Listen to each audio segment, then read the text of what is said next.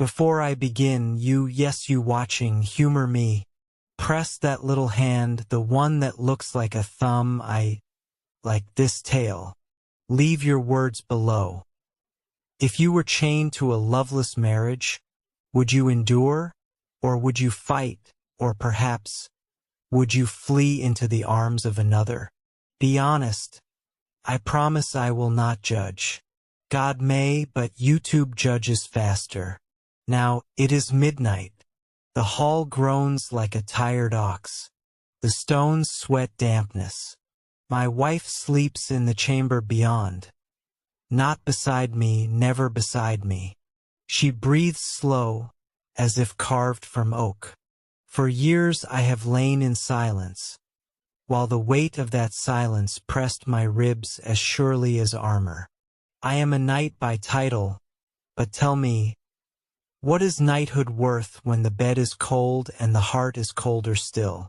There is another, a laugh that stirs me more than banners flapping at tournament. Her touch, brief, stolen, burned hotter than any feast fire. But in this world, to chase her means ruin, unless I play the game with sharper steel. You see, in this age, a man may end a quarrel, even a marriage, with trial by combat.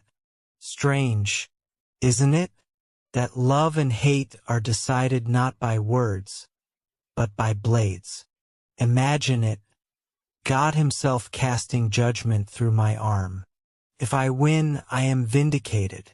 If I lose, well, then I hang as liar, adulterer, traitor. Do not think me noble. No, tonight I am but a gambler stacking dice. To be free I must accuse. To accuse I must lie. I will name another man, call him thief of my wife's honor. The crowd will roar, the king will lean in, and the duel will be declared. And in that duel I will kill him, not for honor, not for God, but for her. You shift uneasy, I see. Murder dressed as justice, you think. Yes, that is the trick of it. You dress a crime in velvet and suddenly the world applauds. Is it not so even in your time? Trials broadcast, scandals streamed, reputations shattered with a headline? We feast on other people's ruin as though it were bread. But here, in this hall, it is not headlines that bind me. It is vows. Vows that rot, vows that choke. Would you laugh if I told you that once I believed in marriage? A knight swears fealty to lord, to land, to lady. I thought that chain was honor. But tonight, as the wax runs down and the shadows creep longer, I see it for what it is. A prison, and I will escape even if escape means blood. So mark this night, friends. It is the quiet before the noise. Tomorrow I become both victim and executioner. Tomorrow I take a man's life to buy my own. And you will watch as you always do. You will cheer. You will whisper. You will call it justice. But between us, let us call it by its true name. Crime. You returned. Good. I half feared you'd scurry off after my confession last hour. Brave souls stay, weak ones turn away. But you want to hear the rot beneath the armor, don't you? Then lean closer and listen well. Here in this chapel, I am not kneeling in prayer. No. Tonight I trade sins for survival. The scribe sits there, scratching ink onto parchment, and with every stroke I feel the noose tighten, though not around my neck, around another man's. It is a simple thing, really. Name him, shape the lie, put it into ink. Accuse him of what he did not do, and soon the whole of France will cry for his blood. Such is the power of parchment, heavier than steel, sharper than any blade. Look at me. You judge me, don't you? You whisper in your thoughts, coward. Traitor. But let me ask you this. Have you never lied to keep yourself alive? Never bent truth to shield your skin? Perhaps you called in sick when you were well. Perhaps you spoke honey while holding bitterness in your heart. Mine is no different, save that my lie ends in a grave. And why not? My rival struts too boldly, laughs too loudly. He walks as if the king himself set a crown upon his head. I envy him. No, let me speak true. I hate him. Every smile of his is a blade against my pride. Every glance he gives my wife, even her, the cold one, it twists me, so I shall make him the villain. The scribe writes it, that he forced himself, that he broke honor, that he is the wolf among lambs. The people will howl for justice. The court will demand blood. And I will stand as the wronged man. Do you hear the trick of it? I accuse him not of what he did, but of what I need him to have done. And tomorrow, he must prove his innocence not with words, but with flesh and steel. If he dies, my lie becomes holy truth. If he wins well, then my wife dies beside me, for her testimony will be branded perjury. And I shall be gutted like a pig in the market square. High stakes, aren't they? Like a dice game played with throats. And yet, here is the strangest thing of all, the scribe does not question.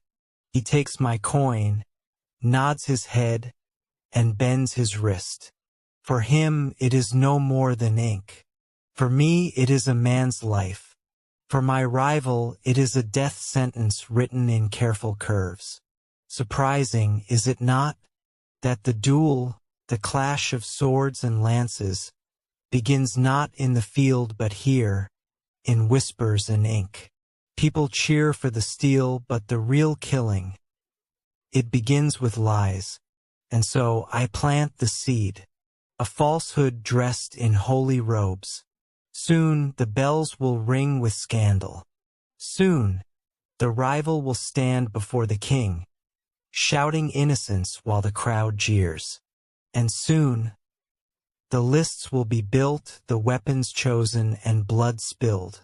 Tell me, friends, if you had a chance to frame your enemy, to snatch everything from him with a single lie, would you? Or would you cling to truth, even if truth left you broken, nameless, forgotten? Think carefully, for I tonight have chosen my answer. And when the swords are drawn, when the earth is stained, it will not be justice you watch, but crime. A crime I dressed in armor. Sit with me a while.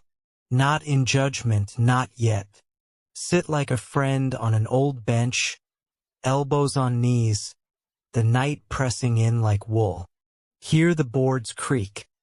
Hear the world breathe outside these curtains. If you are hungered for scandal, you will get it. If you seek pity, I have that too. If you need a lesson about how courage and cowardice can live in the same chest, stay. Her name, I will not give it plainly.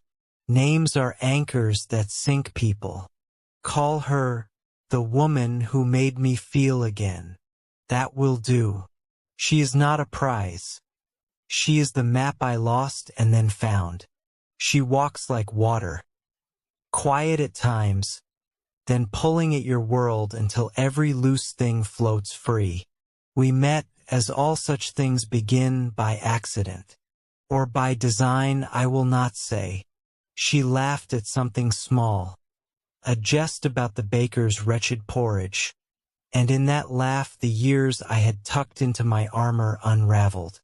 I thought then, a laugh like that should have been mine forever, not hoarded by some foolish morning. She comes from no noble house.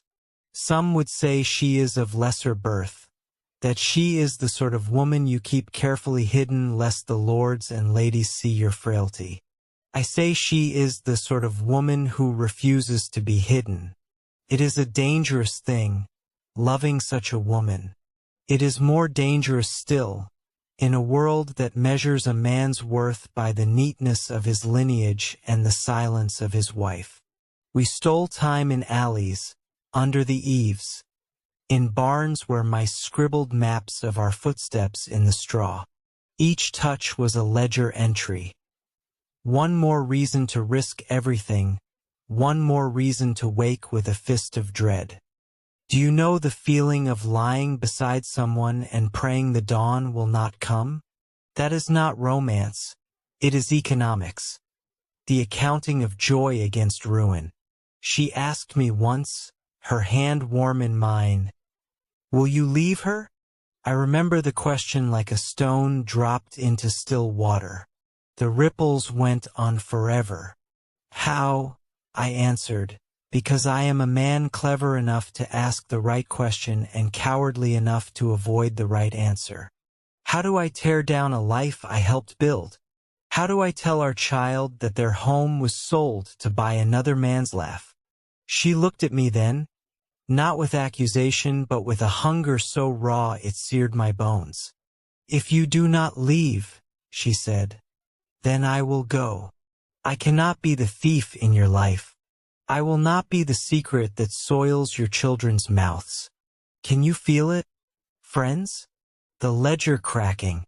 My heart wanted the future she promised. My head, oh my head, counted obligations like stones in a sack. There was land, title, a name people respect at market, and a wife who tilts her cup to the sun each morning and thinks herself content. And there was the woman who made me feel the pulse again. Which of these was the truer home? She was brave, braver than I. She agreed to the plan not as a conspirator but as a believer, the kind of faith that terrifies me. She pledged to testify, to stand in court and name him, to say the thing our plot required. Do you understand what that meant for her? In these days, a woman who bears an accusation that goes unheard can be condemned for perjury. For a false accusation she may hang. She knew this. She came anyway. I remember the night we signed the papers of our conspiracy, not with ink only, but with her breath on my chest, and the weight of her choice pressing like a hand.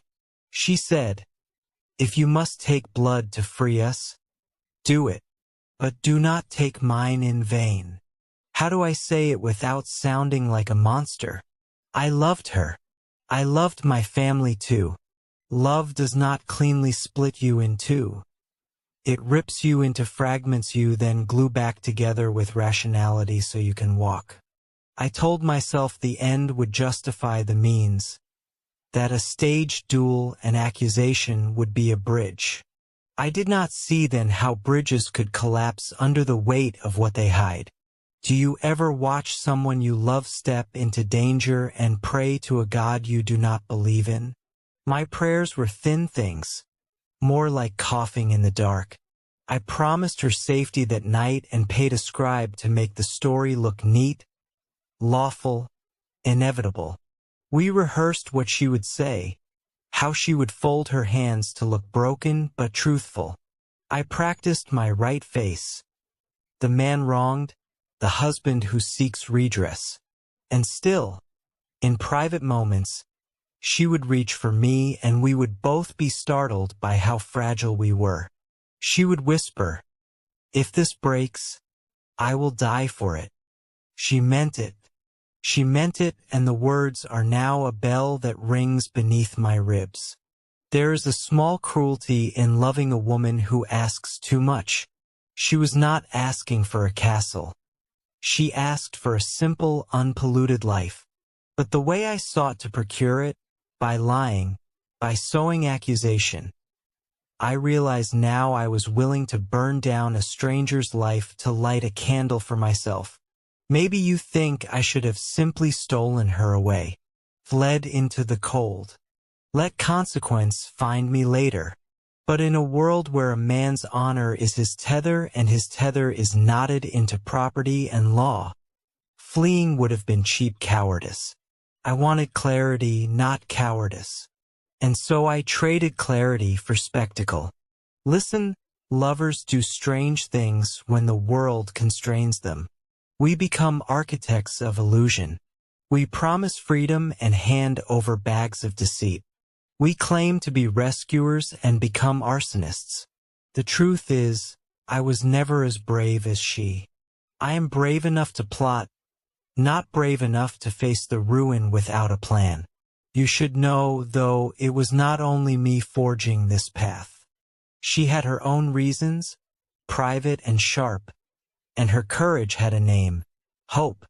Hope that if one of us lived and the other survived the scandal, we would not be haunted by the half-lives that polite society grants to those who break vows. Hope is a dangerous currency. It makes people gamble with their very breath.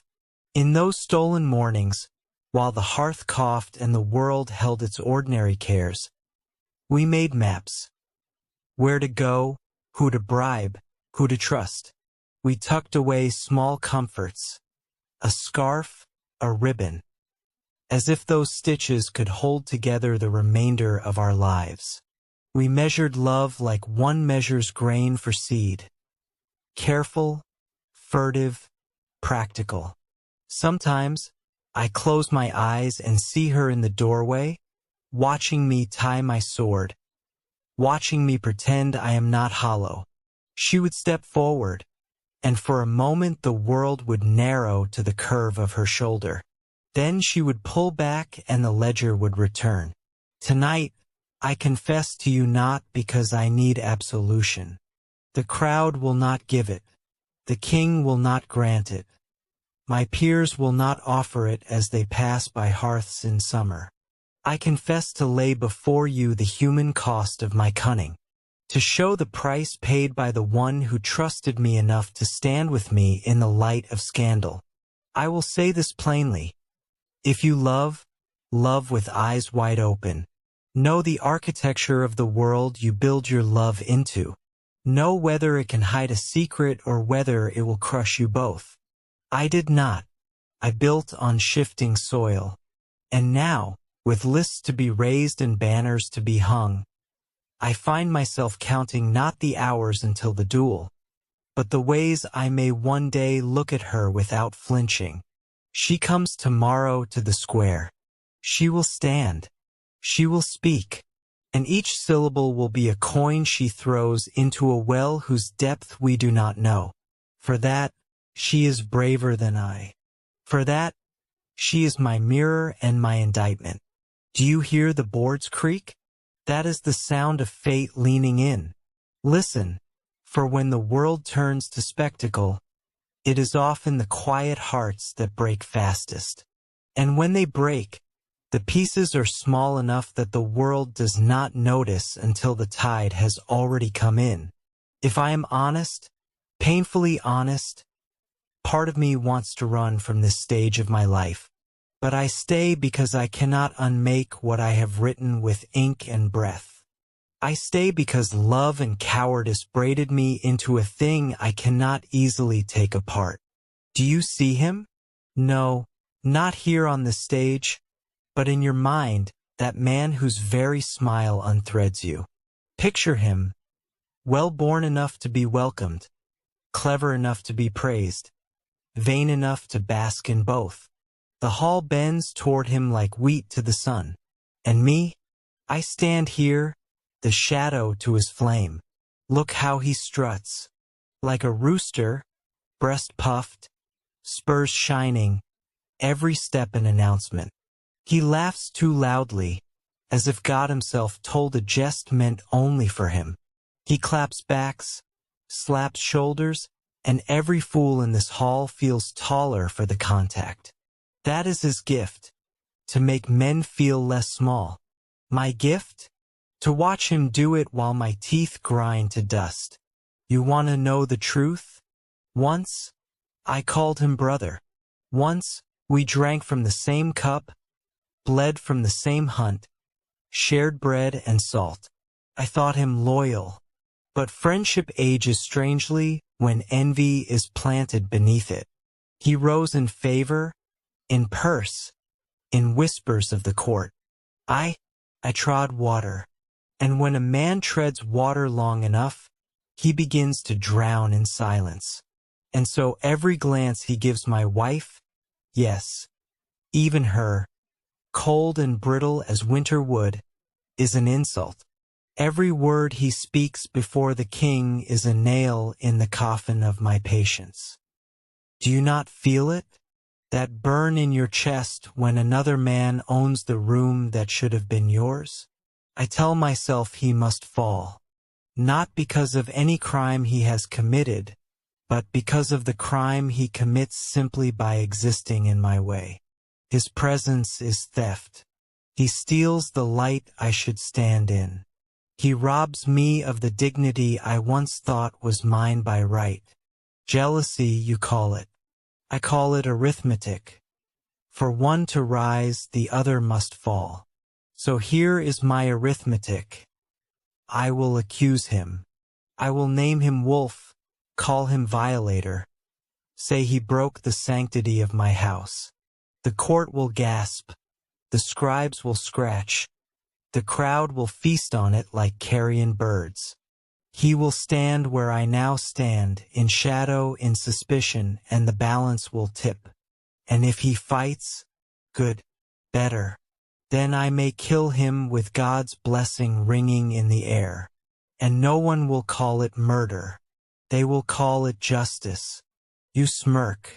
You think me monstrous, perhaps? But tell me honestly, is there not someone in your life whose downfall would taste sweet as wine? Some rival at work, some neighbor, some slick-tongued fool who makes you feel less than you are? Imagine now that you could rid yourself of him not with poison or dagger in the dark, but with the applause of your peers, with the king himself watching, nodding, approving. Would you not take it? That is the strange humor of my time. Crime and honor look so alike when painted on the same canvas. A duel is just murder with good seating. One thing you do not know, my rival has powerful friends. He has the ear of the count, the sympathy of the ladies, even the hush-hush loyalty of priests who dine at his table. They whisper that he is the better man. They even dare whisper that he deserves her, my wife. Can you imagine? To be mocked not with words, but with silence heavy enough to crush your chest? That silence is louder than any accusation I could shout. So I will shout louder. Tomorrow, I will stand before them all and accuse him. His face will twist, his hands will flinch, his pride will crack. I will see it, and in that crack I will insert my blade. You see, I have grown tired of being the shadow. Tomorrow I will become the flame, and if I must burn him to ash to feel its warmth, so be it. Call me jealous, call me vengeful, call me criminal, care not, for in the end, the names they call me will matter less than the silence that follows him when the earth closes over his bones. And you will clap, you will cheer, you will tell the story of the man who fought for honor. And perhaps, when the doors close and the wine is poured, you will whisper the truth, that honor is but jealousy wearing a crown. But tomorrow you will not whisper. Tomorrow you will shout with the crowd, and I will drink the sound like blooded wine. Listen, do you know what goes into building a spectacle? People imagine duels as sudden and glorious. Two men meet in a field, steel sings, God decides. Romantic, isn't it? The truth is less noble and much more tedious. It is sweating in a carpenter's yard, counting coins, and learning which official will take a bribe without looking you in the eye. Look at these beams. They are honest things. They do not ask if they hold truth or lies. They simply bear weight. Tomorrow, these very planks will keep the crowd at bay while men kill and the king watches like a bored child. How fitting that the stage of judgment should be made of wood we can bend. We paid the carpenter first. A good duel needs proper lists. Tall enough to stop a horse from straying. Sturdy enough that a man cannot fall out and claim the field betrayed him. I have seen town ledgers that record payments for nails, for tar to keep the boards weatherproof, even for the banners so the magistrates have something pretty to look at. Men who run a town treat spectacle like accounting. They tally costs and we tallied them too. Do you imagine I did this alone? No. There are people for everything. One man who arranges an angle of planks so the sun slants in a flattering way at mid-afternoon. Another who sharpens a sword and calls it even before it meets flesh. We bribed a steward. A small sum, enough to blink and look away when asked about a particular hinge left loose. We bought the services of a squire who promised to be ineffective at an opportune moment. We even arranged for the town drummer to be a little late. Details, my friends. Details make myths and cover crimes. It is almost laughable. I write checks of coin with one hand while the other signs a man's death warrant. The irony is delicious, in a way. We put on a pageant of justice even as we carve the loopholes in it. We dress up our deceit and call it law. You should see the lists as I see them in my mind. Fence boards rising like teeth, ropes threaded in tight circles, torches fixed in sconces so the night will not steal the show. The crowd will stand shoulder to shoulder beyond that fence, faces eager for the taste of it all. Children will be lifted on shoulders to see. A woman will cover her mouth and gasp exactly when I plan her to. The town will buy bread and ale, candied nuts, things that create that smell of festival that makes shame taste sweeter.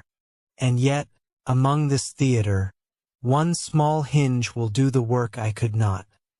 One sparsely driven peg so that when my rival plants his foot, the board gives.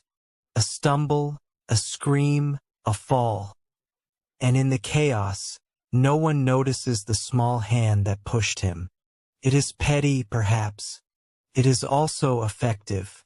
Do you ever know what it is to design a betrayal with your own hands? To sand the edge of the plank that will trip a man who trusts the world to hold his footing? We think of violence as spontaneous, glorious, noble. Mostly it is careful. Mostly it is planning. Mostly it is a ledger of small acts that together make a catastrophe. There is also the matter of optics. We must make the lists look fair. We arrange torches so the light flatters the man we want sympathy for. We hire a herald who will intone our words with the right cadence. Even the pelicans in the banners must be right side up. It is all a show. If a man falls and the crowd believes he fell because he was weak, not because the board gave way, we have bought ourselves a verdict. And money, of course, buys more than tools. It buys loyalty. It buys a chronicler who will remember our version of events when the story is written down.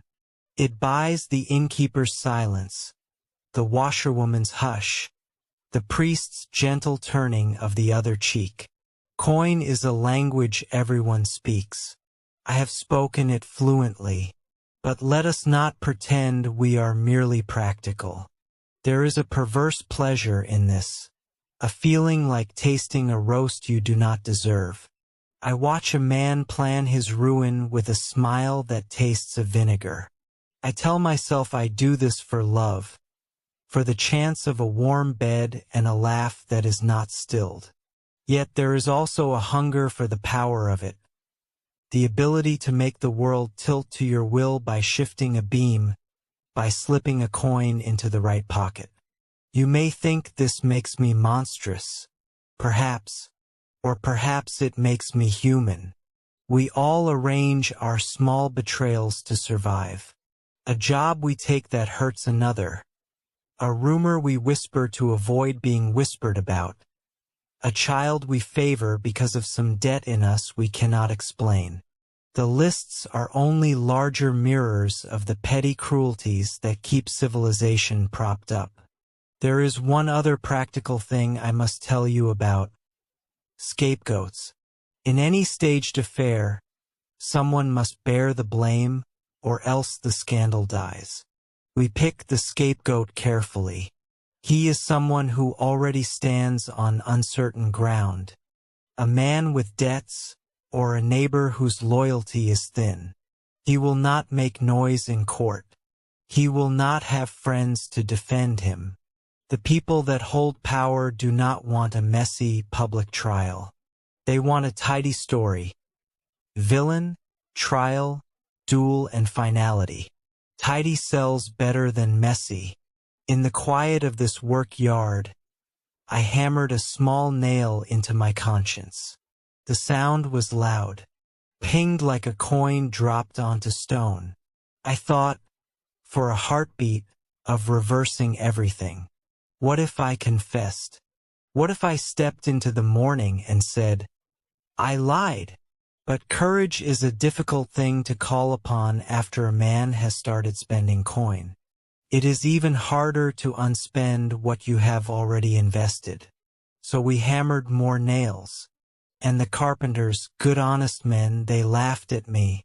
They called me a patron and wedged the boards with steady hands. They said, Sir, the lists will be the finest in the county. The town will talk of it for years. Their words were naive. Their hands were professional. They did not ask why I wanted such sturdy lists. They did not need to. Who pays for work seldom confesses why. Tonight I tested a hinge. I pressed on it with my palm. It gave in a way that would trip a foot just so. A small tick, an accident. I smiled. Perhaps it is wicked of me. You may think it cruel. But step back into your own life. Have you not desired some small wrong to be righted by the accidental misfortune of another? Have you not wished sometimes that the world would trip the man who always steps over you? The plan comes together like a rope, knot after knot.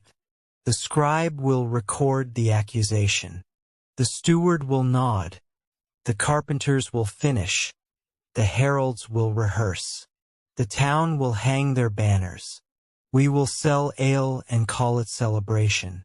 And in the middle of it all, the duel will be a thin thing, an instrument through which we turn law into theater and theater into verdict. One last detail, because details matter. We leave a small gap in the fence where only a child could crawl.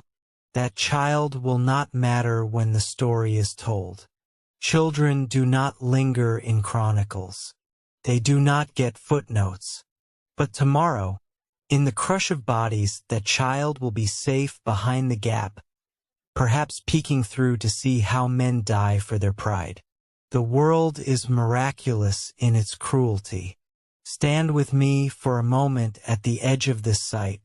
Look at the wood. Smell the tar. Hear the hammer. Know that creation and destruction are cousins.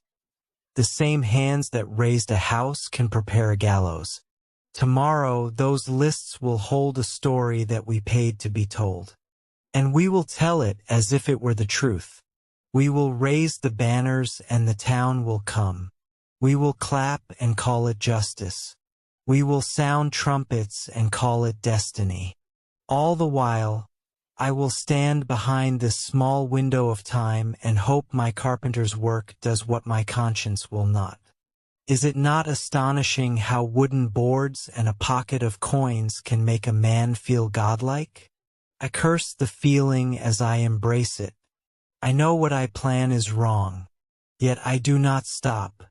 That is the measure of a man. Not the plans he makes, but the roads he refuses to turn from. Ladies and gentlemen of this fine crowd, I see you too, behind those little glowing screens.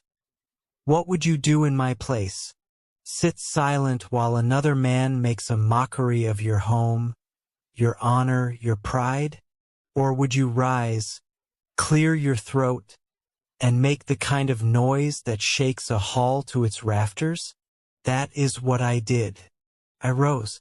I looked the magistrate in his dull cow's eyes and said, "My rival has defiled my wife." The words flew like arrows across the room. Gasps. Oh, you should have heard them. Like bellows in a forge, each one sucking the air tighter. Some clutched their beads. Others smirked as if they'd been expecting such scandal all along. My rival's face, it was art. His eyes wide. His lips twisted as if he'd swallowed a wasp. He sputtered, stammered, and the silence that followed was the loudest laugh I've ever heard. Make no mistake, accusation is a blade sharper than any sword.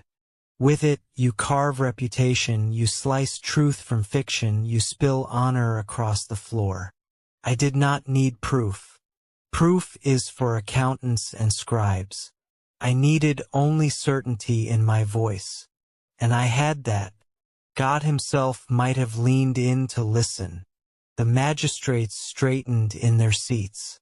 One cleared his throat so long I thought he'd choke on it. They wanted to hush me, to sweep the matter aside. But here's the trick. Once the crowd smells blood, you cannot stuff the scent back into the bag. The people howled for judgment, and judgment in our time means combat. Trial by combat. Justice by steel. A stage where God himself is referee. Convenient, is it not? When men wish for murder, they ask God to sponsor it. I pointed at him, at my rival, my once brother, the thief of every smile I should have owned. My finger trembled, not with fear, but with a kind of ecstasy. Have you ever tasted power so raw that it left you dizzy? That was the moment. I declared him guilty, and the crowd declared it so with me. He shouted, of course, cried innocence, thumped his chest like a stag cornered by hounds. His friends rallied, muttering protests, tossing their eyes to the rafters for divine lightning. None came. Do you know why? Because the crowd had already chosen its story. And once a story sticks, it is as firm as these stone walls. Here's a detail most don't know. The magistrate did not want the duel. Too messy, too costly, too public. He whispered to his scribe, hoped to drown me in parchment and procedure. But I pressed harder. I invoked precedent. I named dates, names, laws. I quoted scripture with enough fire to make the priest squirm. And behind me, the crowd roared approval. Who dares silence a mob with pitchfork lungs? Not a magistrate, not today. So it was written, a duel shall be held. And as the ink dried on that decree, I felt it. The moment crime became holy. For is it not murder to plan a man's death?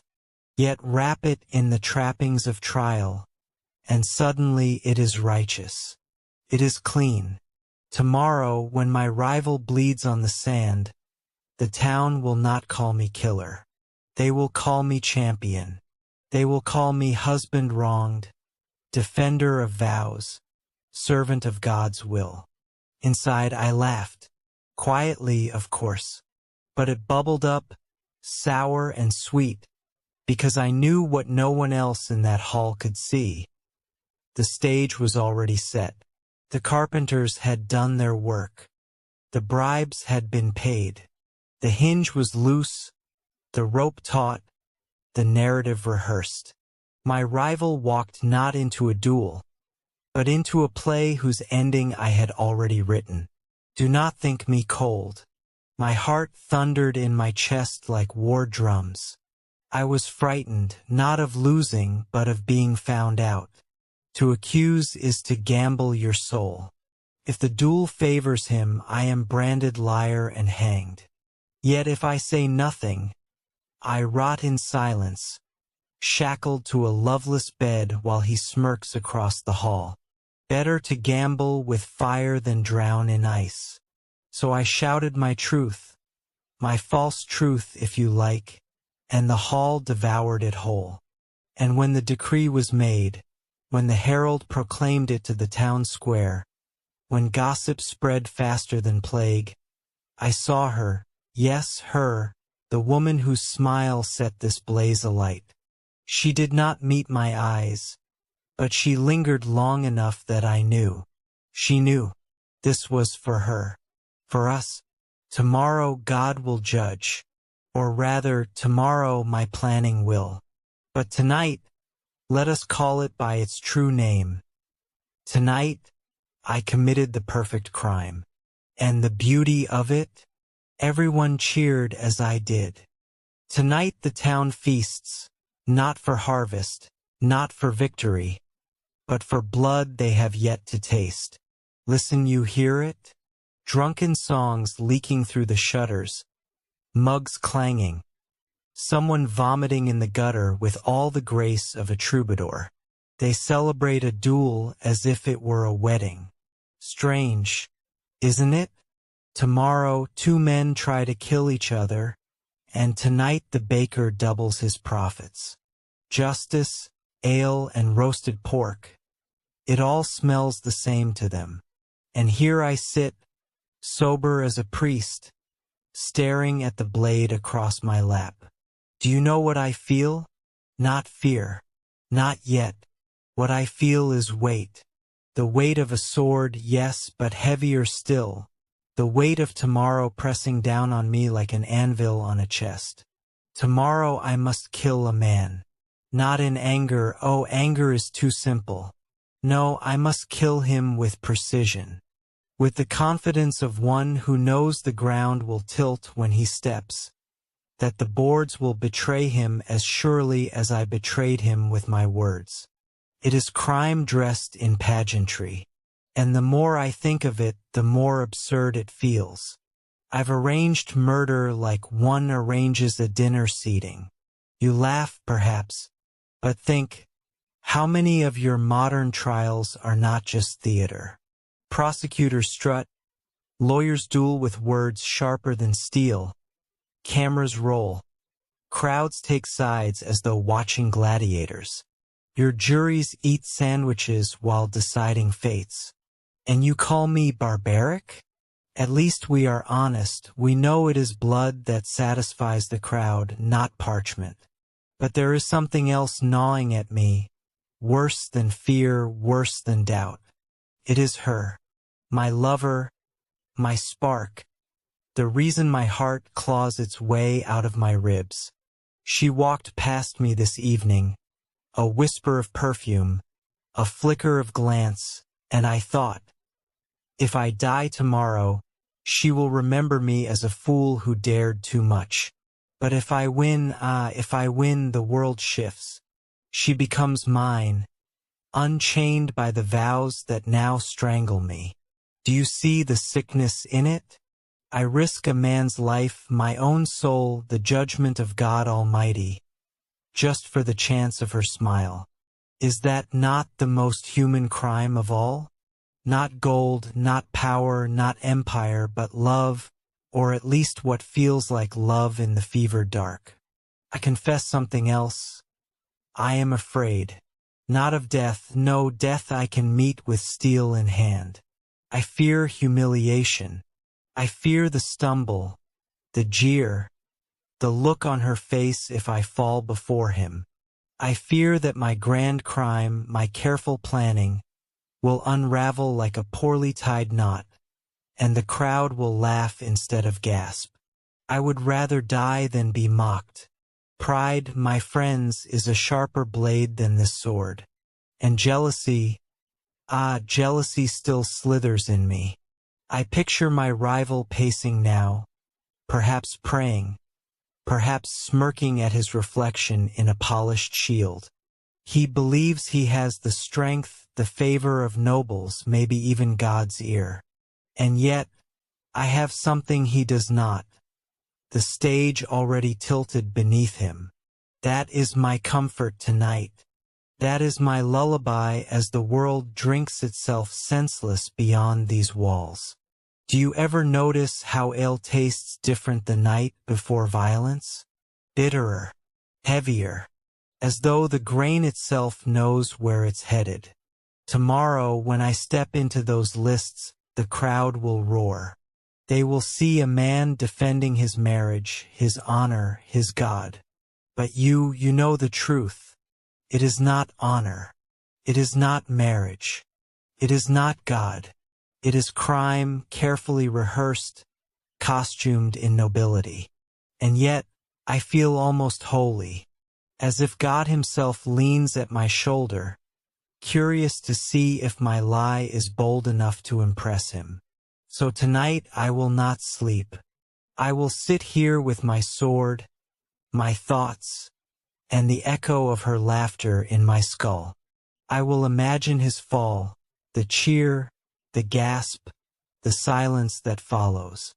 And when dawn comes, I will rise, lace my boots, and walk into the play I have written. Pray for me if you like, or don't. Tomorrow it will not matter. Tomorrow God or my carpenters will decide. Do you hear them? That roar, that animal howl? That is not the sound of justice. That is hunger. Hunger for spectacle, for sweat, for the crunch of steel on bone. Look at them. Mothers with babes in arms, priests clutching beads, drunkards spilling ale on their boots. All of them gathered not to pray, not to judge, but to feast with their eyes. The herald's voice cracks as he announces our names, rolling the syllables like dice across a tavern table. My rival steps forward, his armor shining as if God himself polished it. He bows, he postures, he plays to the crowd like a troubadour in steel. And me? I step forward with murder already written in my eyes. The people cheer louder for him, but I smile. Let them. It will make his fall all the sweeter. The magistrate raises a hand. Silence floods the lists. Even the banners seem to still. Then the drum. Boom. We clash. Steel against steel, the sound ringing like church bells gone mad. Sparks leap in the air. He is strong, I'll give him that. Each blow rattles my bones, shakes my teeth. My arm burns with the weight of it. He presses forward, shouting, face twisted in triumph. And the crowd, oh, the crowd loves it. They cheer as though his every strike is proof of innocence. But then the board beneath him shifts. That hinge, that careful little trick planted by my carpenters, betrays him at last. His foot slips, his balance falters. It lasts only a breath, but a breath is enough. I strike. My blade arcs, a flash in the torchlight, and I feel it bite through flesh, hear the hiss of air leaving his lungs. His eyes go wide, not in rage, not in fear, but in disbelief, as though the world itself has betrayed him. He stumbles, falls to one knee, blood darkening the sand like spilled ink. The crowd gasps. Then they roar. Oh, how they roar! They think God has judged, that justice has been done. They do not see the bribe, the loose hinge, the crime hidden beneath the pageantry. They see only a villain falling and a husband rising. He tries to rise, my rival. His hand claws at the ground, his mouth shaping words. Perhaps my name, perhaps a curse. I do not let him finish. I drive steel into him again, and the sound he makes is small, like a child crying in the dark. Then silence. Silence so thick I could drown in it. The kind of silence that presses into your ears, your lungs, your heart. The magistrate declares me victorious. The herald bellows my name, and the people chant it like a hymn. They call me champion. They call me defender. They call me God's instrument. But you know the truth. I am not God's sword. I am a murderer with a stage, an actor whose crime was dressed in velvet and sanctified by applause. Do I feel guilt? No, not yet. What I feel is triumph, raw and savage. The kind of triumph that makes you want to tear your chest open and howl at the moon. The kind that tastes sweeter because you know it was stolen, not earned. And there she is, my lover. Her eyes meet mine across the lists, her lips parted, her face pale with shock and wonder. For a heartbeat, all the crowd, all the banners, all the blood disappears. There is only her and me. And I know it was worth it. The duel is done. My rival lies broken. My name is cheered. My crime is buried under the sand. But listen close, my friends. Justice and murder look the same when the crowd is loud enough. And today, the crowd is deafening.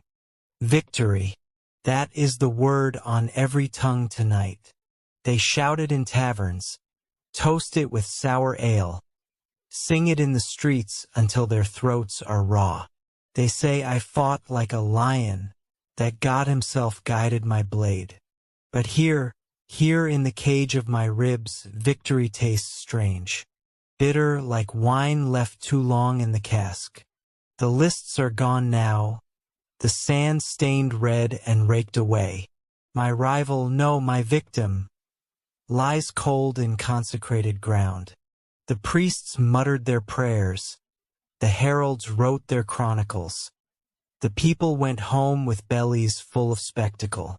All of them satisfied. All of them convinced justice was done. But I sit here alone, and the room whispers. Did you hear it too? The way some in the crowd looked not at me, but through me, as if they smelled the rot beneath the polish. One man spat in the dust as I passed. Another crossed himself not in awe but in fear. And the scribe, the scribe who penned my lie, he would not meet my eye as he folded the parchment. They believe me the champion. Yet champions do not wake with blood still beneath their nails. Champions do not dream of loose planks and slipping feet. Champions do not hear, even in silence, the choking gasp of a man robbed of breath. But the worst, the cruelest, is her, my lover. When the crowd cheered, when my rival fell, her gaze found mine. For a heartbeat, I thought I saw triumph, devotion, love blazing in her eyes. But then, it shifted. Just a flicker, but I saw it. Not joy, not pride, fear. Fear of me. Do you know what it is to win everything and yet feel yourself smaller than before? To taste triumph and find only ash? I wanted freedom. Instead, I have suspicion. I wanted love.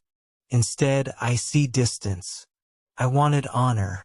Instead, I sit here with blood on my hands and whispers in the hallways. The crime is buried, yes. The crowd roared loud enough to drown it. But crimes are like bones beneath shallow soil. They do not stay hidden. And so I drink. Not to victory, no. To silence. To forgetfulness. To the hope that tonight, when sleep comes, it brings me dreams of feasts and laughter. Not the weight of steel and the rattle of a dying man's breath. Victory. That's what they call it. But you who sit with me now, you know the truth. It was never victory. It was murder dressed in banners. Strange, isn't it? You fight a man to the death before the eyes of a kingdom, and yet the truest battlefield waits here, in the chamber, in the silence after the crowd is gone. She was here, just moments ago. The air still carries her perfume, sharp as clove, sweet as honey. She sat in that chair, her back straight, her hands folded, as if I were some stranger come to bargain, not the man who slit another's throat to win her freedom. I thought she would smile. I thought she would rush to me, arms outstretched, whispering my name with the heat of a lover and the loyalty of a wife. Instead, she looked at me, and there it was again, that flicker, that fear. Oh, she tried to mask it. She touched my arm, kissed my cheek, murmured thanks with lips as cold as a nun's prayers. But her eyes betrayed her. Do you know what it is to see yourself reflected in the gaze of another and find not a hero, not a savior, but a monster? I killed for her, lied for her, staked my soul in a game of sand and blood for her. And now she weighs me like a butcher weighs meat. She wonders if the same hand that carved my rival's throat might one day turn on her. She is not wrong to wonder. That is the poison of crime, you see. Once the line is crossed, no one is safe. Not the enemy, not the friend, not even the beloved. And I saw it too. For a heartbeat, I saw myself as she sees me. Not a champion bathed in holy light, but a beast, cunning, blood-soaked, unchained. I tried to look away, but the mirror holds no mercy. The court calls me righteous. The crowd calls me hero. But the woman for whom I damned myself, she calls me nothing. She speaks with lips, yes, but her eyes speak louder. They say, "What have you become?" I told her tonight, "We are free now, free to be together, free to live without fear." She nodded, she smiled, but her hand trembled as it touched mine. And in that tremble, I felt the whole weight of what I've done. For what is freedom worth, if the one you freed cannot look upon you without flinching? I thought love would be my reward. Instead, it is another battlefield, and I stand upon it unarmed. Perfect, now the shadows spread wider. In hour 11, the personal crime begins to ripple outward into politics, gossip, and society. The justice everyone cheered starts to look unstable, and the whispers become a threat of exposure. Victory fades fast. Did you know that? One day the crowd screams your name, the next day, silence. And silence is dangerous. Silence leaves space for whispers. I hear them now, curling in the corners of this corridor like smoke from a dying fire. Servants with loose tongues, knights with furrowed brows, clerks muttering over parchment. They say the duel was too swift, too strange. They say my rival stumbled where no man should stumble. They say God's judgment looked an awful lot like trickery. First I laughed. Let them chatter. What is rumor against royal decree? What is gossip against banners and bells? But whispers are seeds, and in the soil of envy and doubt, they grow. The scribe who penned my accusation, he avoids my gaze. The priest who blessed my blade, he crossed himself twice when I passed. Even the butcher in the market, a man who knows blood better than any, muttered that my rival's wound was not the wound of an even fight. And worse, the whispers climb higher. I hear that the bishop himself raised a brow. that the king's advisors debate behind closed doors whether God's justice can be trusted when men build the lists, that some say the duel should never have been allowed. Imagine it, the whole kingdom turning its gaze not on my rival's sins, but on mine. My victory, my glory, my lover's freedom, all unraveling with a word: perjury. And there she is again at the heart of it. My wife, my enemy, the woman whose testimony damned him. If the whispers turn to questions, the questions to trials, it is not only I who will be unmasked. It is she. And by the law, her fate would be fire. Do you see the trap? I killed to free her. But now, if the truth breathes, she will burn. I walk these halls at night because sleep betrays me. In the dark, I hear his dying gasp. In the day, I hear the whispers. Which is worse, I cannot say. Perhaps you wonder why I do not silence them. One dagger in the night, one poisoned cup, one bribe passed beneath a table. That is how men like me bury doubt. And yes, the thought tempts me. But each crime begets another. Each silence bought costs more than the last. And I fear, truly fear, that if I keep killing to protect the lie, there will be no one left to call me husband, no one left to call me lover. Only corpses and whispers. They say the dead cannot speak. Liars. The dead speak loudest of all. Every night he comes back. My rival, my shadow, my crime given flesh. I see him there. Across the lists, helm glinting, eyes burning with disbelief. The crowd howls, the banners whip in the wind, and once more the drum sounds. Boom! We clash. Again and again. His blade finds my shoulder, my side, my ribs. Each strike rings louder than the last, though I stand here alone. Parry nothing. I cannot, for in memory he is stronger. In memory he cannot slip, cannot stumble. The hinge holds firm, the sand is steady, and I am the one who falters. Do you see it? The duel reverses. My sword grows heavy, my breath ragged.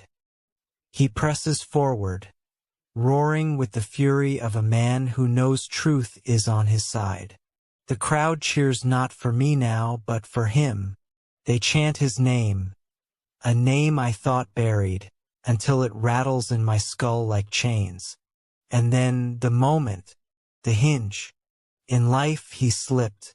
In memory I do. My knee crashes to the ground.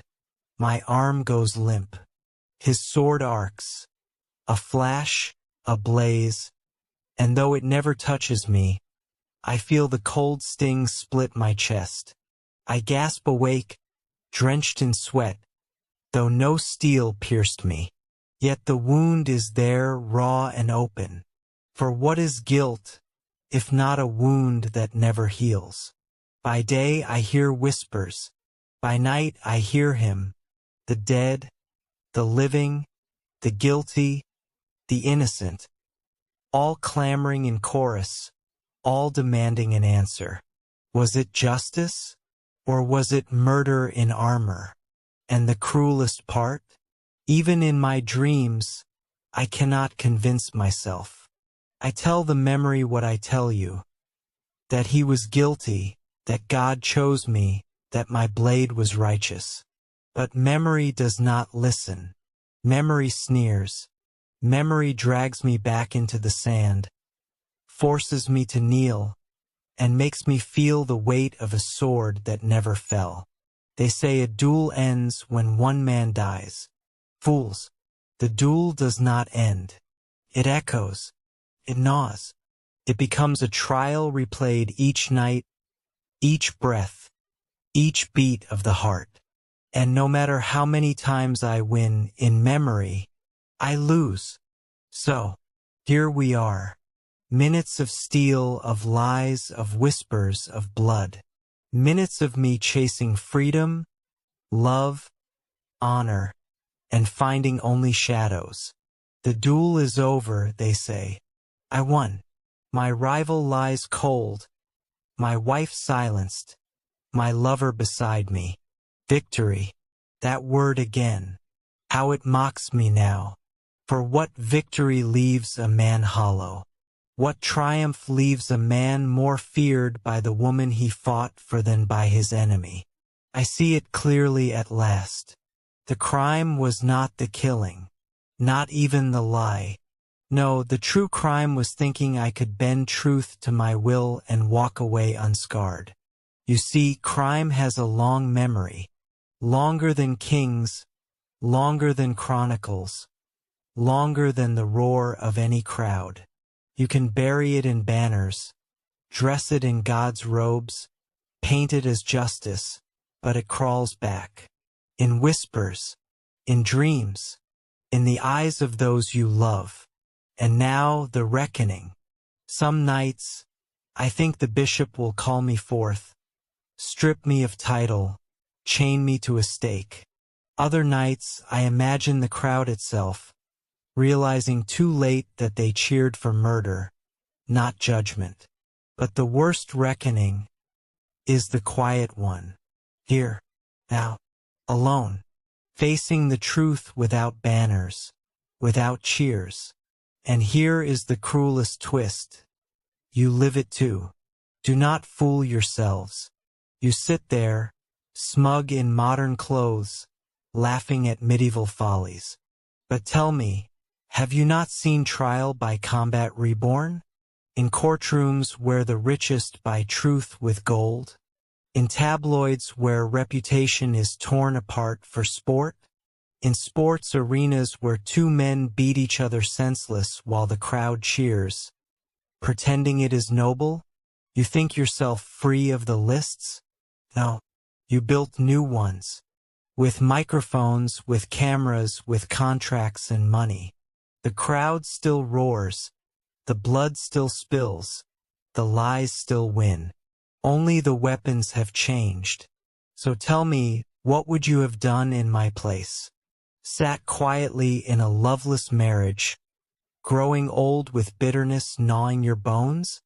Or would you have reached for the sword, for the lie, for the chance, however slim, to seize what your heart burned for? I will not beg forgiveness. Not from you, not from God, not from the ghosts that haunt me.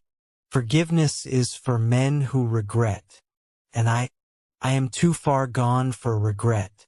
I leave you with this truth, and it is the only truth I have left. Justice is theater. Crime is theater. Life itself is theater. And we, you, me, all of us, are but actors waiting for the reckoning.